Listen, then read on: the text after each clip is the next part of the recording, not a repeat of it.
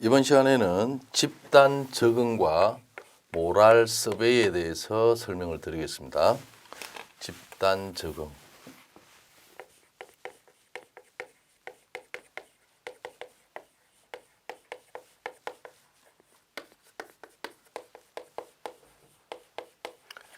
자, 모랄 서베이에서 여기서는 꼭 기억하셔야 될 게 수퍼의 역할 이론입니다.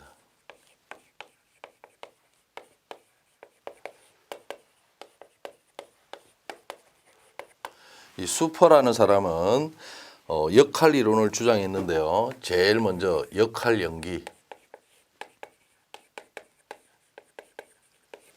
이 역할 연기는 롤 플레이닝 그렇게 얘기하는데 자아 탐색인 동시에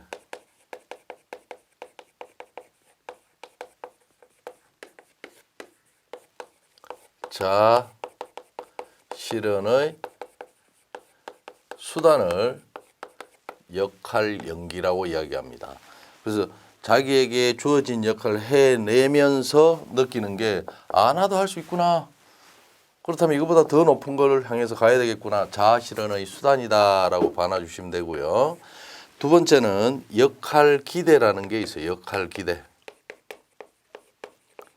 이 역할 기대라는 것은 자기의 역할을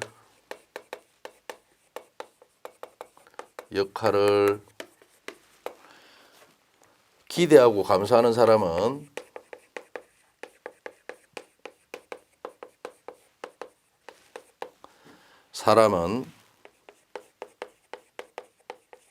그 직무에 충실한 것이다. 나타내는 것이 역할 기대다라고 보시면 되고요. 그 다음에 세 번째는 역할 조성이 있어요. 역할 조성. 이 역할 조성이라는 것은 개인에게 여러 개의 역할 기대가 있을 경우 그 중의 어떤 역할의 기대는 불응 또는 거부할 수도 있으며 혹은 다른 역할을 해내기 위해 다른 일을 구할 때도 있더라. 즉 역할 조성이라는 것은 하고 싶은 일은 하고 하기 싫은 일은 안 하는 것을 얘기한다 정도만 알면 되고요. 그 다음에 마지막으로 역할 갈등이 있습니다. 갈등. 어떤 상반된 역할이 주어지면 갈등에 쌓인다 이런 의미입니다. 그래서 상반된 역할이 기대되는 경우가 있으며 그럴 때는 갈등을 생기게 하는 것을 역할 갈등이다. 그래서 수퍼의 역할 이론에는 이 네 가지가 있고 그 중에 요 두 가지의 정의 정도는 꼭 봐놓으시기 바랍니다. 그 다음 직장에서의 적응 조건.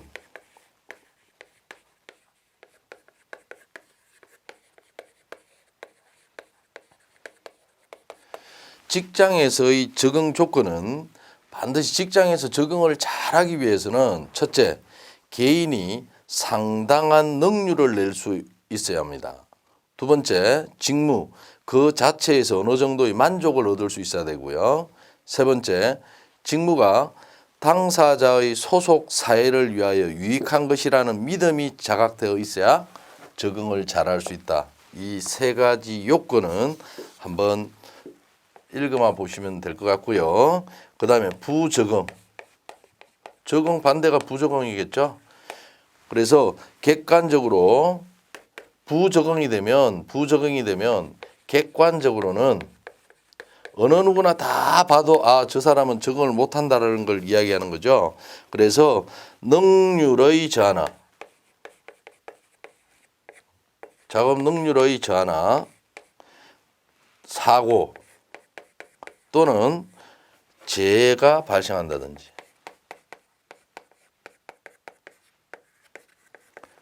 발생한다든지 또 이직을 한다든지 이런 것들이 객관적인 판단 요소이고요. 그 다음 주관적인 것은 본인 스스로 느끼는 거죠. 그래서 주관적인 것은 괴로움이나 불만 이런 것들이 생기면 나는 이 회사에 적응을 잘 못하고 있구나라고 판단할 수 있다라고 보시면 되겠습니다. 자, 그 다음에 이제 중요한 요소가 이거는 이제 좀 별표가 되져야 될 것 같은데요. 부적응 유형의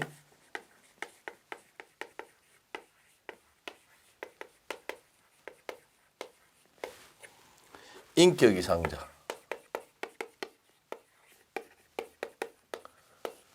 부적응 유형의 인격 이상자는 제일 먼저 망상 인격이 있습니다. 자, 망상 인격이라는 것은 자기 주장이 강하고, 망상 인격은 자기 주장이 강하고 빈약한 대인 관계, 빈약한 대인 관계를 갖는 성격입니다. 대인 관계의 성격, 이거를 망상 인격. 또 어떤 거냐, 유머가 결핍되어 있으며, 유머가 결핍되어 있고, 그다음 냉혹하고,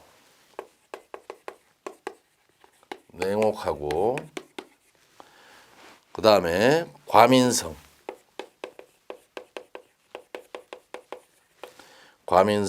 완고, 질투,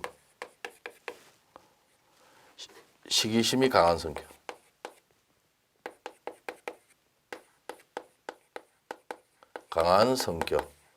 이런 성격의 소유자를 망상 인격이라 하고요. 마지막으로 조그만 일에도 타인이 자신을 제거했다고 여겨질 때 악의를 나타낸다. 그러면 악의를 나타내는 성질, 악의를 나타내는 성격, 이런 것을 망상 인격이라고 얘기를 합니다. 그 다음 분열 인격. 그래서 망상 인격에 관계되는 이 세 가지는 좀 한번 봐놔 주셔야 돼요. 그 다음에 분열 인격은 말로 설명을 올리겠습니다. 수줍어하고 말이 없으며 자폐적인 성격이다.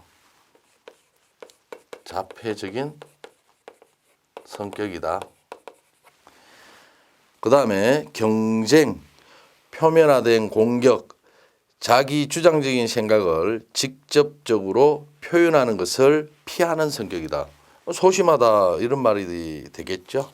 그런 정도만 보면 되고요. 그 다음에 세 번째, 강박 인격. 이 강박 인격도 좀 별표를 쳐서 한 번씩 잘 봐놔줘야 돼요. 그래서 타인으로부터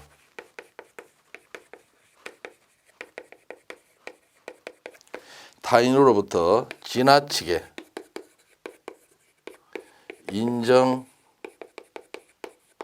인정받기를 원하며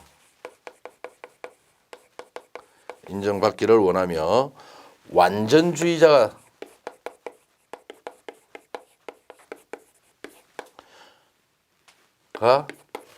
되기를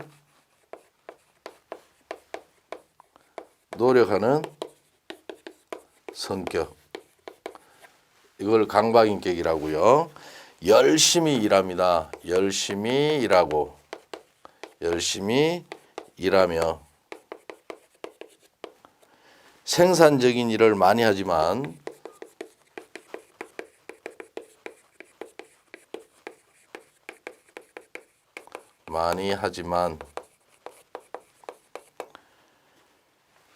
결과에 항상 만족을 못 느끼는,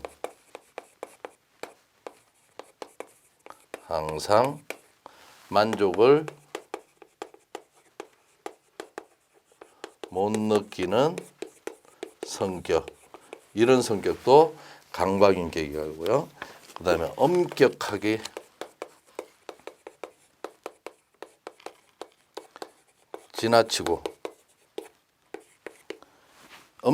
지나치고 양심적이며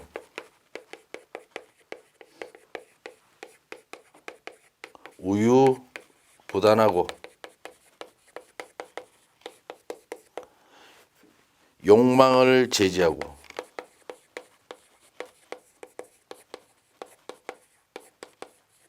욕망을 제지하고 기준에 적합하도록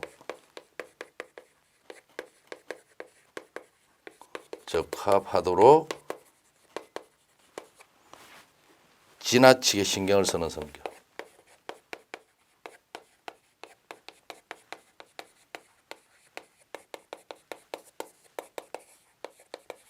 이거를 강박인격이라고요.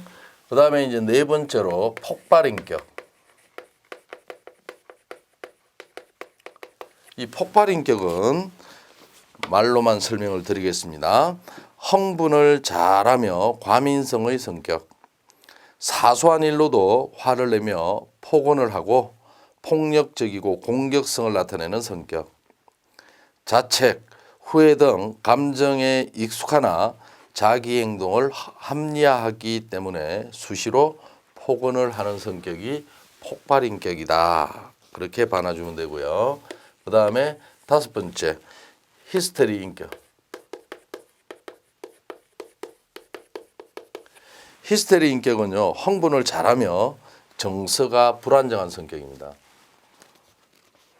흥분을 잘하고 정서가 불안정한 성격은 히스테리 인격이다. 그렇게 얘기하고요. 그 다음에 이제 나머지는 무시하고요. 반사회적.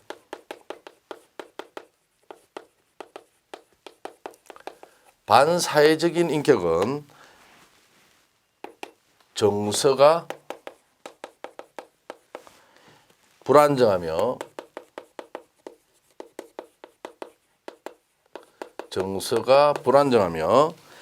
윤리 도덕성 규범이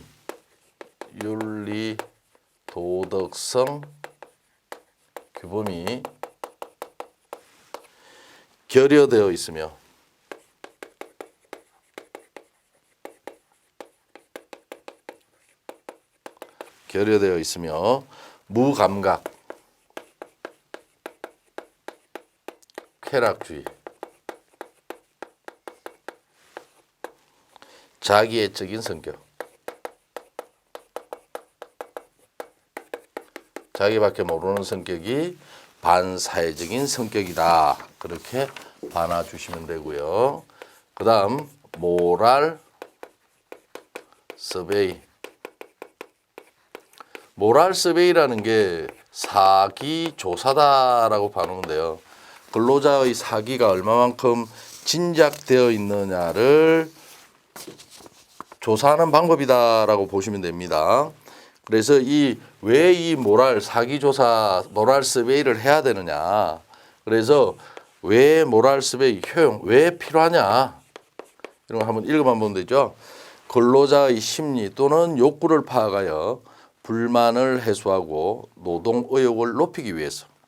두 번째, 경영 관리를 개선하는 데 대한 자료를 얻기 위해서.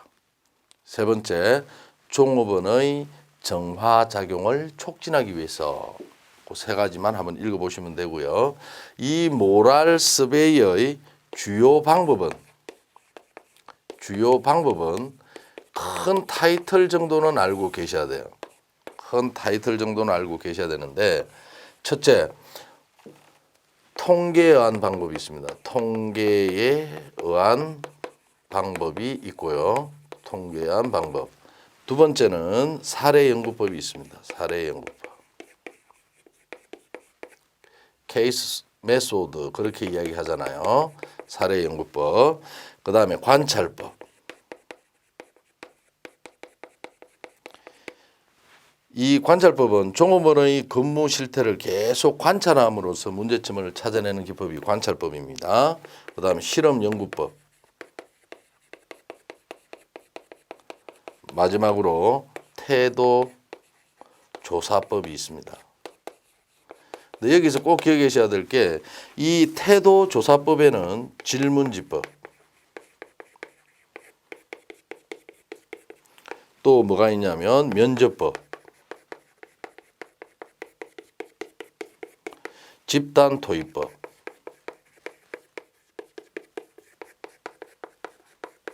투사법 이런 것들이 있다. 단 이 질문지법을 가장 많이 사용하더라. 가장 많이 사용한다더라 정도만 알고 계시면 될 것 같고요. 그 다음에 이제 우리가 봐놔줘야 될 거는 카운셀링입니다. 이 카운셀링은 제일 먼저 봐놔줘야 될 게 개인적 카운셀링.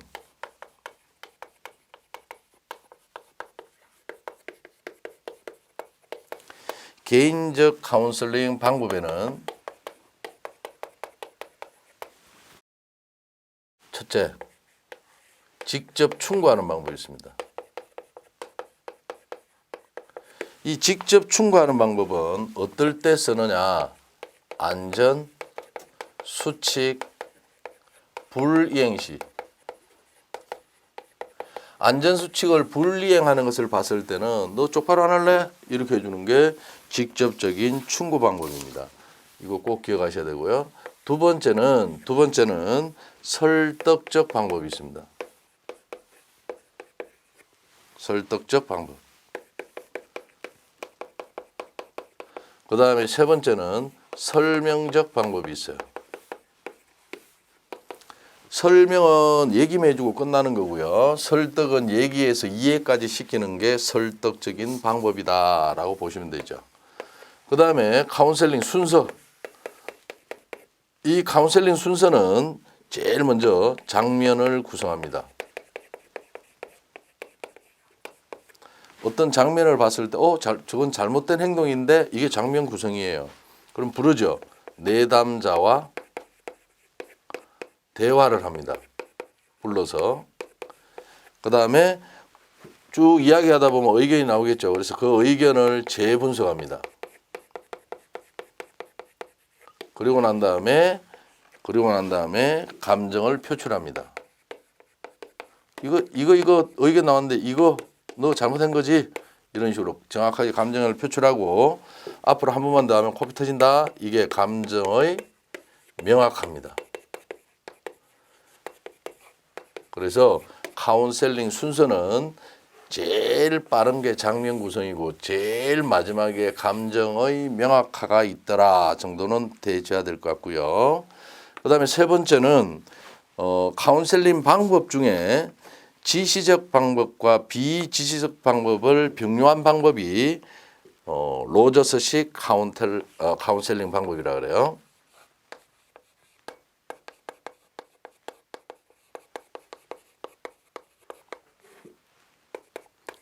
지시적 플러스 비지시적 방법을 합한 방법을 누가 개발했느냐? 로저스가 개발했다더라. 그렇게 봐놔주면 돼요. 그래서 지시적 방법이라는 것은 직접 충고하고 상담자와 우월한 지위와 종업원의 종속적 지위로 카운셀링 하는 거고, 비지시적 방법은 설명하는 방법과 상담자와 종업원의 역할은 거의 동등한 위치에서 하는 카운셀링 방법이 비지시적이다라고 봐놔주면 됩니다. 그 다음에 네 번째는 반드시 별표해서 암기하시기 바랍니다. 카운셀링 효과는, 그러면 이런 카운셀링 효과는 어떤 효과가 있느냐? 정신적 스트레스 해소 효과가 있더라. 불만이 있으면 다 얘기하고 그 다음에 들어주면 기분 좋을 거 아니에요, 그죠? 그래서 카운셀링 효과는 제일 중요한 정신적 스트레스 해소 효과가 있고, 불완전한 행동을 보이는 근로자를 보고 고쳐주는 것도 아까 직접 충고하는 게 고쳐주는 거잖아요. 그래서 안전 태도를 형성할 수가 있더라. 안전 태도 형성 효과도 있고, 세 번째는 내 근로자가 불만 사항을 얘기하면 상사가 들어서 시정해 주면 기분이 좋죠. 그래서 동기부여하는 효과도 있더라. 모티베이션을 불러일으키는 이 세 가지가 카운셀링 효과이다라고 꼭 이거는 암기하시기 바랍니다.